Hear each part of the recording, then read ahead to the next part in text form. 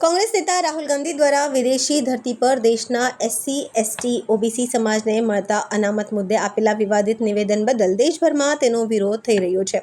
આ મામલે આજે વલસાડ જિલ્લામાં પણ ભાજપ દ્વારા વિરોધ પ્રદર્શન યોજાયું હતું, જેમાં રાજ્યના નાણામંત્રી કનુભાઈ દેસાઈ, રાજ્યના પૂર્વ મંત્રી અને ધારાસભ્ય પૂર્ણેશ મોદી અને વલસાડ જિલ્લા ભાજપના ધારાસભ્યો અને અગ્રણીઓ પણ મોટી સંખ્યામાં ઉપસ્થિત રહ્યા હતા। ભાજપના કાર્યકર્તાઓ અને અગ્રણીઓએ કાળી પટ્ટી બાંધીને સૂત્રોચ્ચાર કરી રાહુલ ગાંધીના નિવેદનનો વિરોધ કર્યો હતો।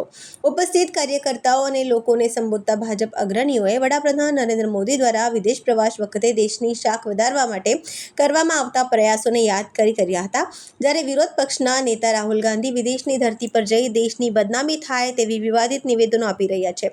સાથે જ દેશમાં અમાનત મુદ્દે પણ આપેલા વિવાદિત નિવેદનના કારણે વિદેશની ધરતી પર ભારતની છબી ખડાઈ હોય તેવા આક્ષેપ કર્યા હતા। ભાજપ કોઈ પણ ભોગે દેશમાં અનામતની રક્ષા માટે હંમેશા તત્પર રહેશે તેવો ભાજપ દ્વારા નિર્ધાર વ્યક્ત કરી રાહુલના નિવેદનને વખોડ્યું હતું। ડોક્ટર બાબા સાહેબ જિલ્લા અધ્યક્ષ મોહનભાઈ આપણે ખૂબ સરસ માર્ગદર્શન આપ્યું। હવે ભારત માતા કી જય, ભારત માતા કી જય, ભારત માતા કી જય। અનામતનો વિરોધ કરવામાં આવ્યો છે, ઇતિહાસ એનો સાક્ષી છે। તો આ દેશની અંદર 57 વર્ષથી દેશની અંદર કોંગ્રેસે પોતાનું શાસન અને કાર્યકર્તાઓએ ભારતીય જનતા પાર્ટી દ્વારા જે એસસી એસટી અને ઓબીસી સમાજને જનતા પાર્ટીનો કાર્યકર્તા હંમેશા તત્પર રહેશે, જ્યારે પણ જરૂર પડશે ત્યારે આપણા દેશના યશસ્વી વડાપ્રધાન માનનીય શ્રી નરેન્દ્ર મોદીજી જ્યારે પણ વિદેશ પ્રવાસે જાય છે, ભારતની આન માન અને શાનમાં એક અનોખો વધારો થાય છે। દરેક વિદેશના લોકો નરેન્દ્રભાઈ તરફ એક સોલ્યુશન તરીકે જોઈ છે કે રશિયા યુક્રેન હોય કે ઇઝરાયલ હમાસ યુદ્ધ હોય, આ બધામાં જે રીતે નરેન્દ્રભાઈએ પોતાનો એક વિશિષ્ટ રોલ અદા કર્યો છે એને સમગ્ર વિશ્વ યાદ કરે છે। એક બાજુ નરેન્દ્રભાઈ જ્યારે દેશના સાંસ્કૃતિક રાષ્ટ્રવાદને વિકાસ કરીને દેશનું મહત્ત્વ વિદેશોમાં વધારી રહ્યા છે, ત્યારે આપણા જ દેશના અને જેમણે ભારતના લોકોનો પણ અભ્યાસ નથી, ભારતીય સંસ્કૃતિનો અભ્યાસ નથી અને વિદેશમાં જઈને ભારતના જે વિકાસના કામો થયા છે, ભારતમાં જે સાંસ્કૃતિક રાષ્ટ્રવાદ છે, જે રીતે લોકોમાં સહકારથી જીવવાની જે કળા છે, આ બધાને ઉજાગર કરવાના બદલે ભારતના ભાગલા પાડવાની, અનામત દૂર કરવાની જે વાતો કરી છે અને સમગ્ર ભારતીય સમાજ વખોડી કાઢે છે। અને સાથે સાથે એ પણ કહે છે કે જે રીતે આપણા રાષ્ટ્રપિતા મહાત્મા ગાંધીજીએ કીધેલું કે કોંગ્રેસનું વિસર્જન કરવું જોઈએ આઝાદી પછી, એ વાત સાચી પડતી લાગી રહી છે। આજે વલસાડની અંદર અમેરિકા જઈને શ્રીમાન રાહુલ ગાંધીએ અનામત દૂર કરીશુંની જે વાત કરી છે, દલિત, શોષિત, પીડિત, વંચિત,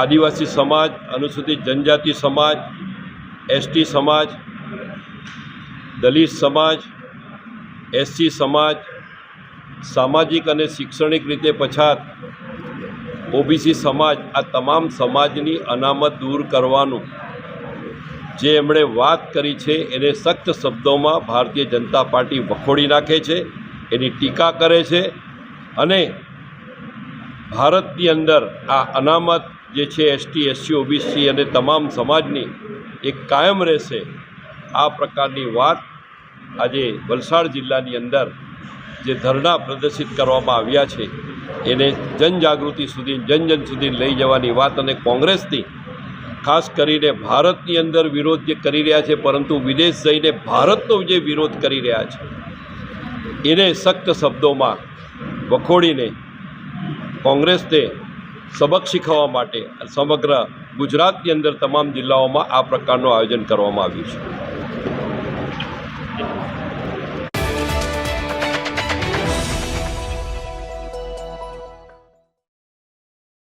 દમણમાં એક અજાણ્યા વ્યક્તિએ પુલ પરથી નદીમાં છલાંગ લગાવી છે। રાજીવ ગાંધી બ્રિજ પરથી અજાણ્યા વ્યક્તિને મોતની છલાંગ લગાવી પુલ પરથી દમણગંગા નદીમાં મોતનો કૂદકો માર્યો છે। ફાયર બ્રિગેડ અને પોલીસ દોડતી થઈ હતી। પુલ પરથી નદીમાં કૂદેલા વ્યક્તિની શોધખોળ હાથ ધરવામાં આવી છે।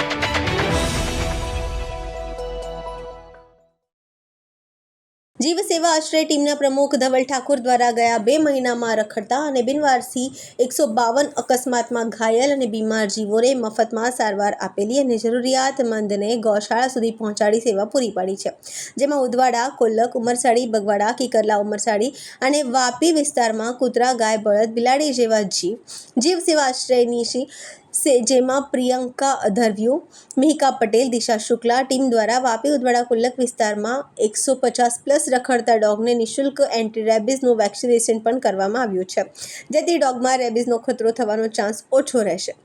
અને ગયા મહિનામાં પણ દમણ-જંપોર બીચ પર રખડતા ડોગને સ્કિન ડિસીઝથી બચાવવા માટે અને પેટમાં કીડા ન પડે તે બદલ મફત 68 ડોગનું ડિવોર્મિંગ કરવામાં આવ્યું હતું.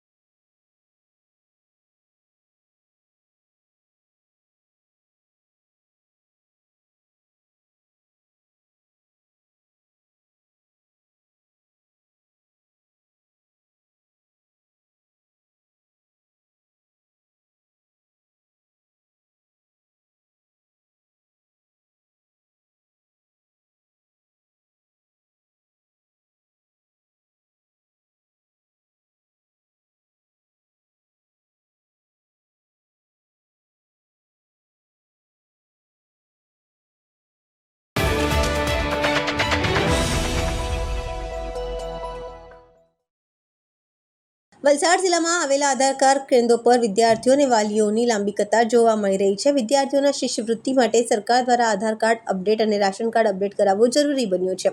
ત્યારે વિદ્યાર્થીઓ અને વાલીઓ આધાર કાર્ડ અને રાશન કાર્ડ અપડેટ કરાવવા માટે લાંબી કતારો લગાવવામાં આવી છે. 3 થી 4 દિવસો સુધી ધક્કા ખાયા બાદ આધાર કાર્ડ અપડેટ નથી થઈ રહ્યા છે.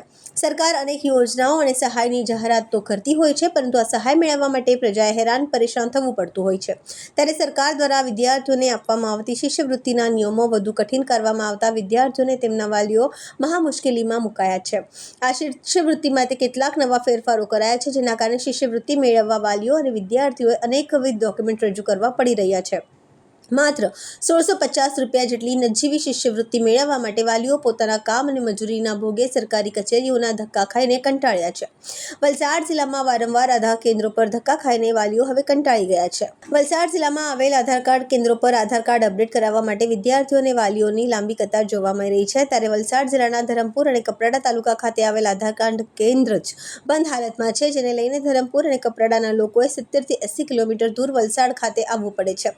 સાથે જ વાલીઓએ આધાર કાર્ડ અપડેટ કરાવવા માટે 5 થી 6 દિવસ સુધી આધાર કાર્ડ કેન્દ્ર પર આવવું પડે છે, જેને લઈને તેઓની રોજગારી પણ જતી રહે છે અને વિદ્યાર્થીઓનું પણ ભણતર ખરાબ થઈ રહ્યું છે.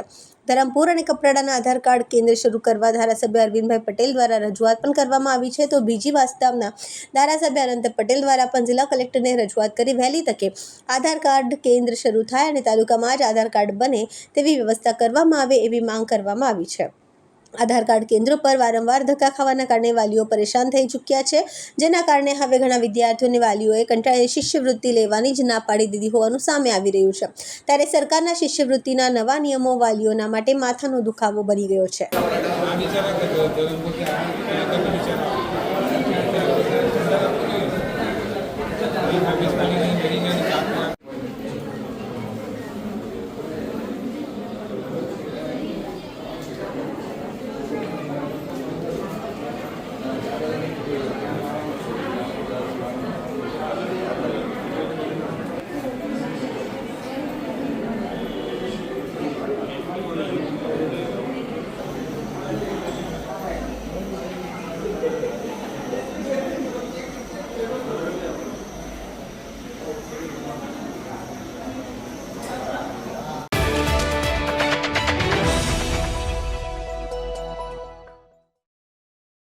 દાદરા નગર હવેલી કોંગ્રેસ નેતા પ્રભુ ટોકીયાએ ભાજપના નેતાઓનો ઉઘડો લીધો છે. ભાજપ સદસ્યતા અભિયાન ચલાવી રહ્યું છે, પરંતુ લોકોની સમસ્યાના ઉકેલ માટે ભાજપના નેતા બોલવા માટે તૈયાર નથી. દાદરા નગર હવેલી કોંગ્રેસના નેતા પ્રભુ ટોકીયાએ ભાજપના નેતાઓને ઉઘડો લીધો છે. પ્રભુ ટોકીયાએ કહ્યું હતું કે દાદરા નગર હવેલી ભાજપ દ્વારા પ્રદેશમાં સદસ્યતા અભિયાન ચલાવવામાં આવી રહ્યું છે, પરંતુ પ્રદેશમાં લોકોને જે સમસ્યા છે એના માટે ભાજપના નેતાઓ બોલતા નથી. કલેક્ટર કચેરીમાં સીલિંગ તૂટી પડવાની ઘટનામાં તેમણે પ્રશાસન ઉપર ભ્રષ્ટાચારનો આરોપ लगाव्यो હતો અને કહ્યું હતું કે ભ્રષ્ટાચાર ઉપર भाजपा नेताओं केम चुप છે. तो आपके चैनल के माध्यम से मुझे ये भी कहना है कि दादरा नगर हवेली में भाजपा पिछले 1 महीने से एक अभियान चला रही है, भाजपा सदस्यता अभियान. मुझे ये समझ में नहीं आ रहा है कि दादरा नगर हवेली में जो मूलभूत सुविधा जो जनता को देनी चाहिए, जो समस्याओं को निराकरण करना चाहिए, उस पर कोई रजूआत नहीं हो रही, वहाँ पर कोई चर्चा नहीं हो रही और पूरी भाजपा की मंडली, मैं नेता नहीं कहूँगा, उनको मंडली ही कहूँगा क्योंकि वो नेता है नहीं, नेता होते तो रजूआत करते. तो भाजपा की जो मंडली है पूरी सदस्यता अभियान करने में लगी हुई है. मुझे आज जानकारी प्राप्त हुई कि भाई आज भी भाजपा से कोई बड़ा नेता आया है यहाँ दादरा नगर हवेली में सदस्यता अभियान को चेक करने के लिए, दिखाने के लिए, या भाई क्या मूवमेंट चल रहा है. मैं आपके चैनल के माध्यम से वो जो इनके जो भाजपा के जो भी नेता आए हैं उनसे कहना चाहता हूँ, पूछना चाहता हूँ, क्या जो दादरा नगर हवेली में जो कल की जो घटना बनी है, कलेक्टर कार्यालय में जो इतनी बड़ी जो घटना बनी है उसके ऊपर बात रखेंगे, और या इसके अलावा जो जनता की जो समस्या, जो बहुत रोड से लेकर लाइट से लेकर पानी तक, और जो भ्रष्टाचार हो रहा है उसमें ये बात करेंगे.